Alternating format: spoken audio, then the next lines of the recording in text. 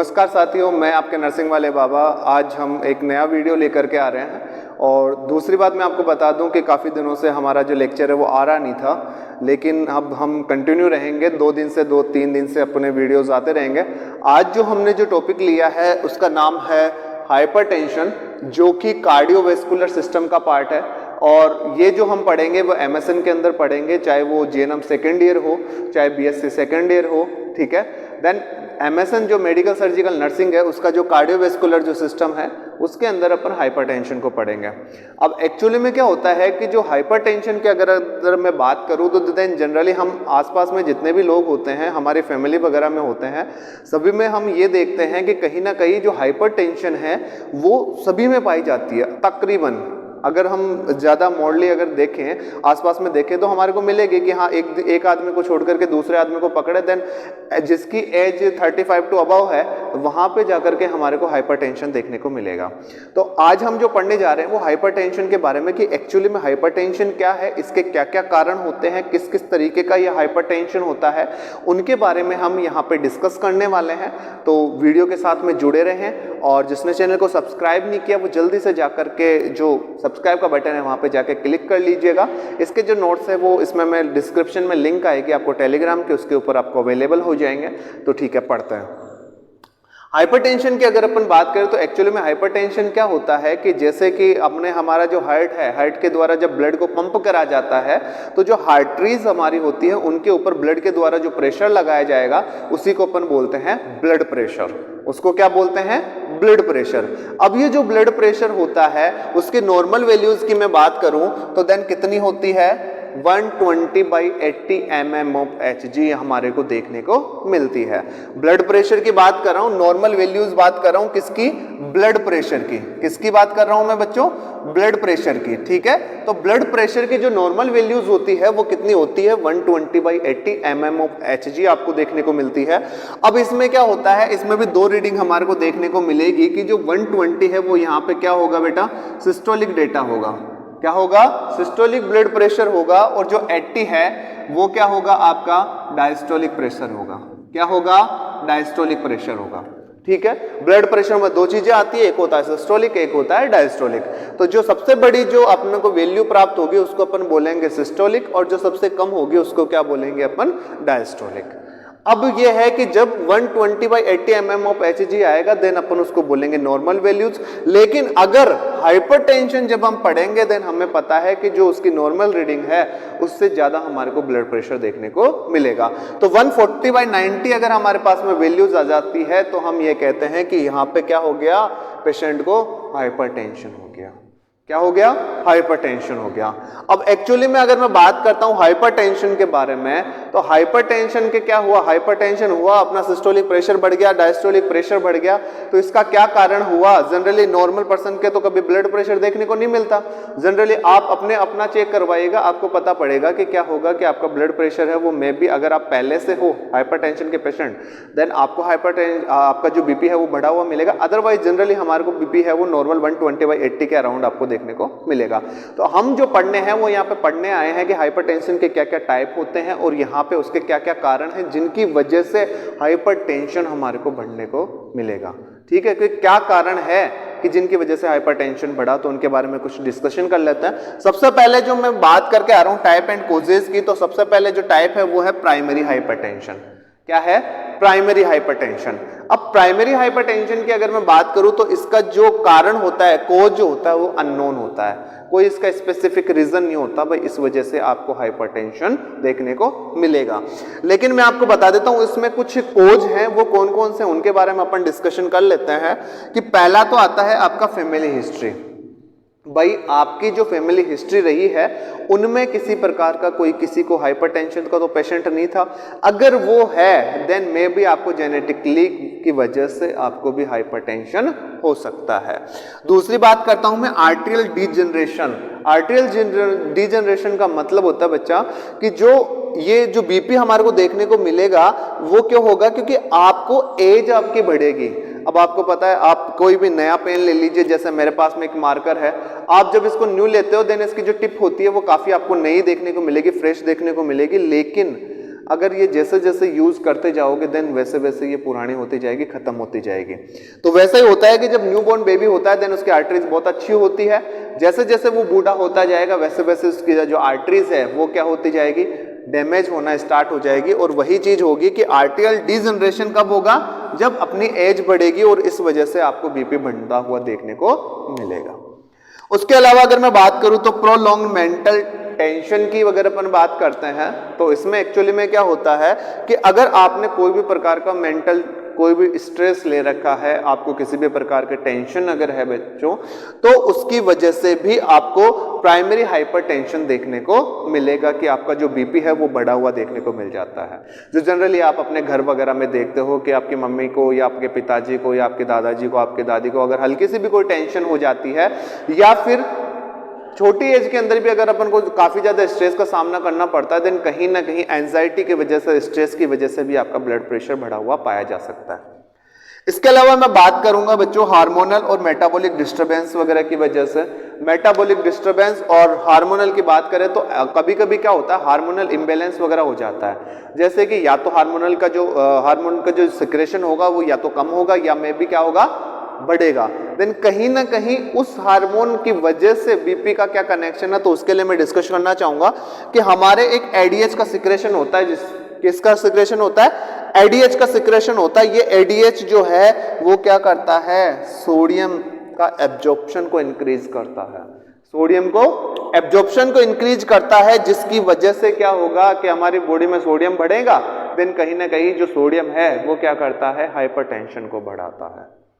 उसके अलावा मैं बात करूंगा ओबेसिटी, जैसे जैसे इंक्रीज हो गया आपका मोटापा बढ़ता जाएगा वैसे वैसे आपकी जो लिपिड की जो कंसंट्रेशन है, ओबेसिटी कब बढ़ेगी, जब आपके लिपिड वसा की मात्रा आपके शरीर में ज्यादा होगी, और जैसे जैसे लिपिड की मात्रा बच्चों ज्यादा होगी वैसे वैसे आपका जो हाइपरटेंशन होने का खतरा है वो ज्यादा बढ़ेगा।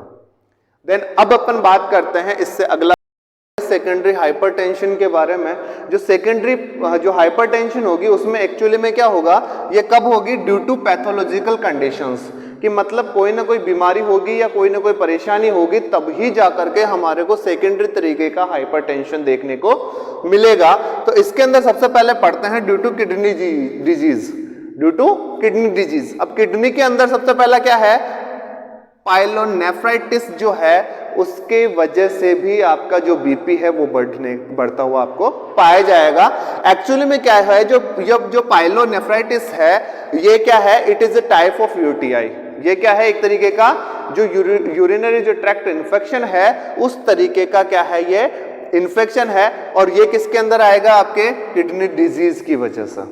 ठीक है। दूसरी बात अगर मैं बात करूं तो दूसरी चीज आएगी due to endocrine disorder, due to endocrine disorder. इसके अंदर हमारे को दो चीजें देखने को मिलेगी कि पहला तो डायबिटीज मेलाइटस, और जो इसका दूसरा पॉइंट होगा वो क्या है, कुशिंग सिंड्रोम।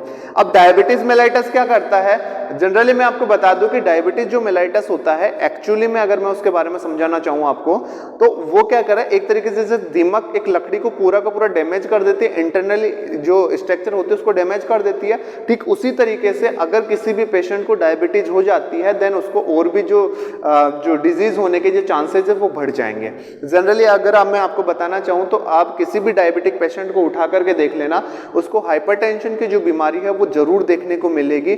जिसको हाइपरटेंशन है जरूरी नहीं है कि उसको डायबिटिक मेलाइटस हो, लेकिन जो भी डायबिटिक मेलाइटस वाला पेशेंट है उसको 99% चांसेस ऐसे हैं कि उसको क्या मिलेगा, बीपी बढ़ा हुआ मिलेगा। और वो बीपी क्यों बढ़ा हुआ मिलेगा, क्योंकि ये क्या करता है, डायबिटीज जो मेलाइटस है वो आर्टरीज वगैरह को क्या करता है, डैमेज कर देता है। क्या कर देता है, डैमेज कर देता है। इसके अलावा वो एथेरोस्क्लेरोसिस का काम करता है। जैसे एथेरोस्क्लेरोसिस की मैं बात करूं तो देन उसमें क्या होता है कि जो लिपिड का जो लिपिड होता है वो काफी ज्यादा मात्रा में आर्टरीज की जो इंटरनल स्ट्रक्चर होते हैं, इनर जो लेयर होती है उसके अंदर डिपोजिशन होना स्टार्ट हो जाता है, जिसकी वजह से जो आर्टरीज है वो क्या हो जाती है, हार्ड हो जाती है, नैरो हो जाती है, और उसकी वजह से प्रॉपर ब्लड सप्लाई हो नहीं पाती और ब्लड प्रेशर हमारे को देखने को मिलता है।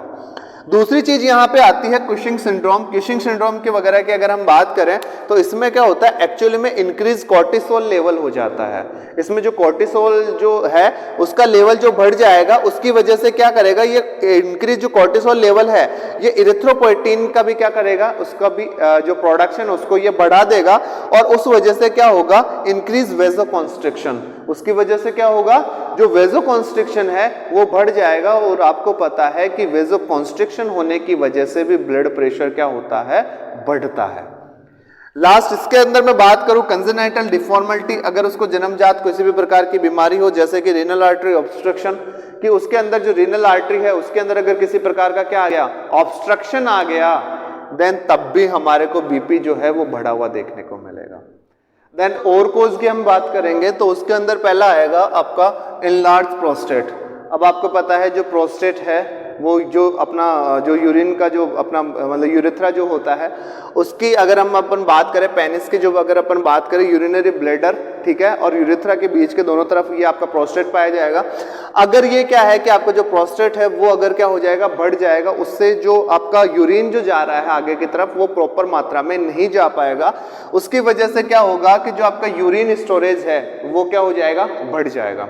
अब यूरिन स्टोरेज बढ़ेगा, देन ये क्या करता है, ये भी आपका जो बीपी है उसको क्या करता है, कोज करने का काम करता है। इसके अलावा मैं बात करूं स्मोकिंग की, जब मैं बात करूंगा तो स्मोकिंग में अपने क्या आता है, निकोटीन आता है।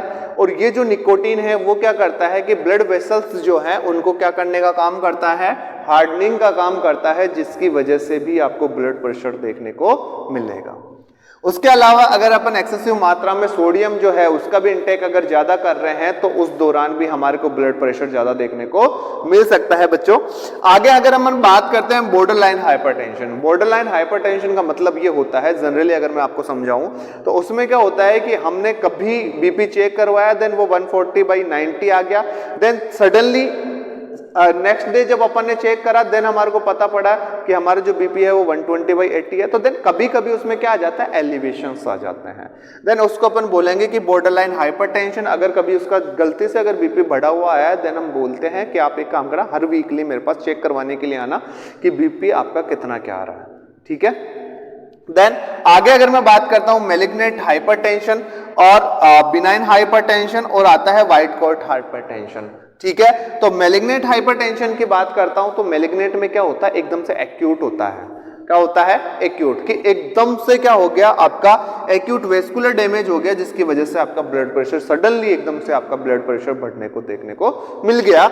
और दूसरी बात करता हूं बिनाइन हाइपरटेंशन की बात करें तो ये क्या होता है, क्रॉनिक होता है। क्रॉनिक का मतलब समझते हो, काफी लंबे टाइम से, मतलब आज ये बीमारी नहीं हुई है, काफी लंबे समय से हुई है। तो मैं भी ये प्राइमरी, इसका कोई भी अननोन कोज हो सकता है, इसकी कोई भी पैथोफिजियोलॉजी या पैथोलॉजिकल कोई कंडीशंस की वजह से हो सकता है। मैं भी ये पहले माइल्ड हो, फिर मॉडरेट हो, देन सीवियर आपके सामने होकर के आया हो। तो देन इस तरीके का जो हाइपरटेंशन आएगा वो आएगा आपका बिनाइन हाइपरटेंशन।